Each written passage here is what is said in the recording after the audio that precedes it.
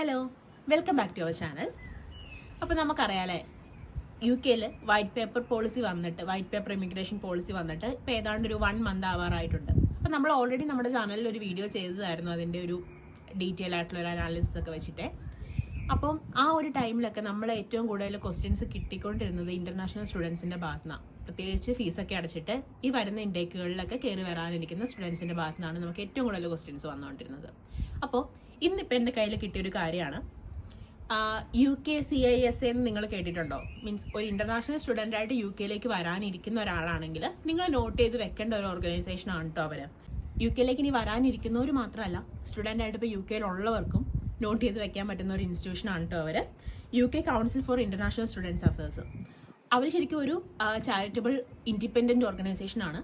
നമുക്ക് as a student നമ്മുടെ student ലൈഫിൽ ആ ഒരു ജേണിയിൽ ഇവിടെ വന്ന് നമ്മൾ ഗ്രാജുവേറ്റ് ആവുന്നവരെ ആ ഒരു ടൈം പീരീഡിൽ നമുക്ക് ആവശ്യമുള്ള സപ്പോർട്ട്, അതിപ്പോൾ ലീഗൽ സപ്പോർട്ടുകളായിക്കോട്ടെ, നമ്മൾ എന്തെങ്കിലും ഒരു പ്രോബ്ലത്തിൽ പെട്ടു, നമുക്ക് അതിനെ ബേസ് ചെയ്തൊരു ലീഗൽ സപ്പോർട്ട് ആവശ്യമുണ്ട്, അങ്ങനെയാണെങ്കിൽ നമുക്ക് അവരെ കോൺടാക്ട് ചെയ്യാൻ പറ്റും. അതുപോലെ തന്നെ ഇപ്പം നമ്മൾ ഫിനാൻഷ്യലി സ്ട്രഗിൾ ചെയ്തുകൊണ്ടിരിക്കുന്ന ഒരു കണ്ടീഷനിലേക്ക് വന്നു, അങ്ങനെയൊക്കെ നമ്മുടെ ഏതൊരു കണ്ടീഷനിലും നമുക്ക് ധൈര്യമായിട്ട് കോൺടാക്ട് ചെയ്യാൻ പറ്റുന്ന ഒരു ഓർഗനൈസേഷനാണ് അവർ. സ്റ്റുഡൻസിന്റെ വെൽബീയിങ്ങിന് വേണ്ടിയിട്ട് വർക്ക് ചെയ്തുകൊണ്ടിരിക്കുന്ന ഒരു ഓർഗനൈസേഷനാണ്. അപ്പോൾ നിങ്ങൾക്ക് അത് അറിയത്തില്ലെങ്കിൽ നിങ്ങൾ ജസ്റ്റ് ഒന്ന് നോട്ട് ചെയ്ത് വെച്ചേക്കാം. ഞാൻ നിങ്ങൾക്ക് ആ ഒരു ഇൻഫർമേഷൻ പാസ് ചെയ്ത് തന്നേ ഉള്ളേ.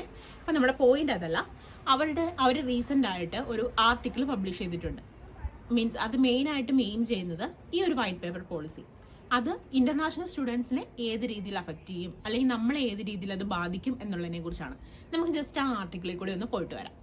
ഒരു ആർട്ടിക്കിൾ എന്നുള്ളതിനുപരി നമ്മൾ ഫ്രീക്വന്റ് ആയിട്ട് നമുക്ക് വരുന്ന കുറച്ച് ക്വസ്റ്റ്യൻസ്, മീൻസ് ഈ ഒരു കാര്യം വന്നിപ്പോൾ ഇമിഗ്രേഷൻ വൈറ്റ് പേപ്പർ പോളിസി വന്നു കഴിഞ്ഞപ്പോൾ നമ്മുടെ മനസ്സിൽ തോന്നിയ കുറേ ക്വസ്റ്റ്യൻസ് ഇല്ലേ, അതിന്റെ കുറച്ച് ആൻസേഴ്സ് ആണ് അവർ അതിനകത്ത് മെയിനായിട്ടും കൊടുത്തിരിക്കുന്നത്. അതിനകത്ത് ഫസ്റ്റ് അവർ പറഞ്ഞിരിക്കുന്ന ക്വസ്റ്റ്യൻ എന്താണെന്ന് വെച്ച് കഴിഞ്ഞാൽ, എന്താണ് വൈറ്റ് പേപ്പർ പോളിസി? ഇപ്പം നമ്മൾ നേരത്തെ പറഞ്ഞതുപോലെ തന്നെ അതൊരിക്കലും ഒരു നിയമമല്ല. നിലവിലെ യു കെയിലെ നിയമത്തിൽ യാതൊരുവിധ ചേഞ്ചസും അത് കൊണ്ടുവരുന്നില്ല. നിലവിലെ സാഹചര്യത്തിൽ അത് കൊണ്ടുവരുന്നില്ല. അതൊരു പ്രപ്പോസൽ മാത്രമാണ്. അത് വന്നു എന്ന് പറഞ്ഞതുകൊണ്ട് ഇപ്പൊ നിലവിലുള്ള നിയമത്തിൽ യാതൊരു ചേഞ്ചും വരില്ല. അത് എന്താ പറയുന്നത്, സ്റ്റേറ്റ്മെന്റ് ഓഫ് ചേഞ്ചസ് ആയി വരുന്ന ആ ഒരു ടൈം തൊട്ടായിരിക്കും അതിലൊരു ചേഞ്ച് വരിക. അപ്പോൾ അതിലപ്പോൾ എന്തൊക്കെ മാറ്റങ്ങൾ വരും എന്നുള്ളത് നമുക്ക് പ്രെഡിക്റ്റ് ചെയ്യാൻ പറ്റില്ല എന്നുള്ള രീതിയിൽ തന്നെയാണ് അവരും പറഞ്ഞിരിക്കുന്നത്. പിന്നെ അതുപോലെ തന്നെ പറഞ്ഞിരിക്കുന്ന ഒരു കാര്യം, നമ്മളെ എങ്ങനെ അഫക്റ്റ് ചെയ്യും, ആസ് എ സ്റ്റുഡൻറ് നമ്മളെ അതെങ്ങനെ അഫക്റ്റ് ചെയ്യും എന്നുള്ളത്. അതിൽ മെയിനായിട്ടും വരുന്ന പോയിന്റ് ഗ്രാജുവേറ്റ് വിസയുടെ കാര്യം തന്നെയാണ്. 2 year ഗ്രാജുവേറ്റ് വിസ എന്നുള്ളത് 18 മാസമായിട്ട് കുറയ്ക്കാനുള്ള സാധ്യത ഉണ്ടെന്നാണ് അവരതിനകത്ത് പറഞ്ഞേക്കുന്നത്. പിന്നെ അതുപോലെ പക്ഷേ എന്നിട്ട് എടുത്തു പറയുന്നുണ്ട്, നിലവിൽ അതിനൊരു ചേഞ്ചസും വന്നിട്ടില്ല. അപ്പൊ കുറെ പേര് ഇങ്ങനെ നമ്മളോട് ക്വസ്റ്റ്യൻസ് ചോദിച്ചായിരുന്നു, ഇപ്പൊ ഗ്രാജുവേറ്റ് വിസ കുറച്ചില്ലേ എന്നൊക്കെ പറഞ്ഞുകൊണ്ട്. പക്ഷെ നിലവിൽ മനസ്സിലാക്കുക, അതിനൊരു ചേഞ്ചും വന്നിട്ടില്ല. Normal degree, post graduate degree ഒക്കെ ചെയ്യാൻ വരുന്നവർക്ക് 2 വർഷവും, അതുപോലെ തന്നെ ഡോക്ടറേറ്റ് അല്ലെങ്കിൽ PhD ഒക്കെ ചെയ്യാൻ റിസർച്ച് സ്റ്റുഡൻ്റ് ആയിട്ട് വരുന്നവർക്ക് 3 വർഷമാണ് ഉള്ളത്. അതങ്ങനെ തന്നെ ഉണ്ട്. ഈ ഒരു മൊമെന്റ് വരെ അതിന് യാതൊരു ചേഞ്ചും വന്നിട്ടില്ല. പിന്നെ അതിനെ സംബന്ധിച്ച് അതിനകത്ത് പറഞ്ഞിരിക്കുന്ന വേറൊരു കാര്യം, ഒരു ലെവി ഏർപ്പെടുത്തുമെന്ന് പറഞ്ഞിട്ടുണ്ടായിരുന്നല്ലോ. ഞാൻ മുന്നത്തെ നമ്മൾ ആ ഒരു അനാലിസിസ് ചെയ്ത സമയത്തൊക്കെ ഞാൻ പറഞ്ഞിട്ടുണ്ടായിരുന്നു ലെവി വരും കാര്യം. അപ്പം ആ ഒരു ലെവി ഇൻസ്റ്റിറ്റ്യൂഷന്റെ മേളിൽ വരും.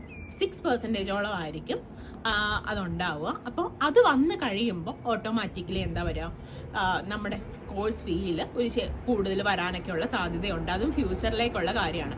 പിന്നെ അതുപോലെ പറഞ്ഞിരിക്കുന്ന ഒരു കാര്യം, ഇൻസ്റ്റിറ്റ്യൂഷൻസിന് സ്പോൺസർഷിപ്പ് ലൈസൻസ് അവർക്ക് ഹോൾഡ് ചെയ്ത് വെക്കണം എന്നുണ്ടെങ്കിൽ അതിന് കുറച്ചും കൂടെ ക്രൈറ്റീരിയാസ് വരും. അത് കുറച്ചും കൂടെ ആ മെട്രിക്സ് കുറച്ചും കൂടെ സ്ട്രോങ് ആക്കും എന്നുള്ളതാണ്.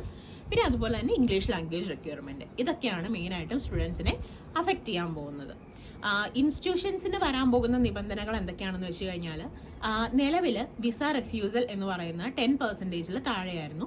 അത് 5% കൊണ്ടുവരാനുള്ള സാധ്യത പറയുന്നുണ്ട്. പിന്നെ അതുപോലെ തന്നെ 90% ആയിരുന്നു ഒരു കോഴ്സിൽ ഉണ്ടാവേണ്ട എൻറോൾമെന്റ് റേറ്റ് എന്ന് പറയുന്നത്. അത് 95 ആകും.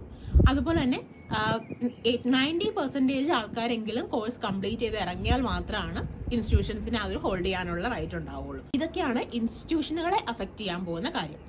പിന്നെ അതുപോലെ തന്നെ നമ്മുടെ മനസ്സിലുണ്ടായിരുന്ന വേറൊരു ക്വസ്റ്റ്യൻ ആയിരുന്നല്ലോ, ഈ ഗ്രാജുവേറ്റ് വിസ എന്ന് പറയുന്നത് അതിനിപ്പോൾ ഒരു കുറവ് വന്നാൽ ഫ്യൂച്ചറിൽ അത് 18 മാസം ആയി കഴിഞ്ഞാൽ അത് ഇനി വരാൻ പോകുന്നവരെയാണോ അഫക്റ്റ് ചെയ്യുക, അതോ നിലവിൽ ഇപ്പോൾ UK വന്ന സ്റ്റുഡൻസിനെയാണോ അഫക്റ്റ് ചെയ്യുക എന്നുള്ളത്. പക്ഷെ അതിനും ഇവരും ഒരു ക്ലിയർ ആയിട്ടുള്ള ആൻസർ പറഞ്ഞിട്ടില്ല. അവർക്കും അതിനെക്കുറിച്ച് യാതൊരു ഇൻഫർമേഷനും ഇല്ലെന്നാണ് പറഞ്ഞേക്കുന്നത്.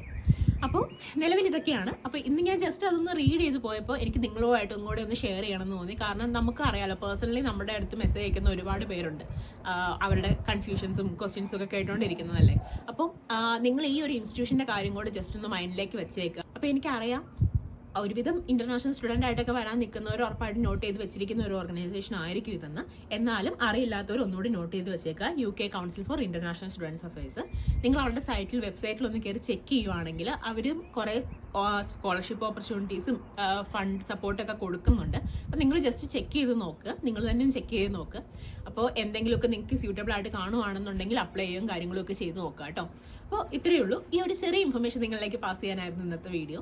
അപ്പോൾ അടുത്തൊരു വീഡിയോ ആയിട്ട് കാണുന്നത് വരെ ബൈ.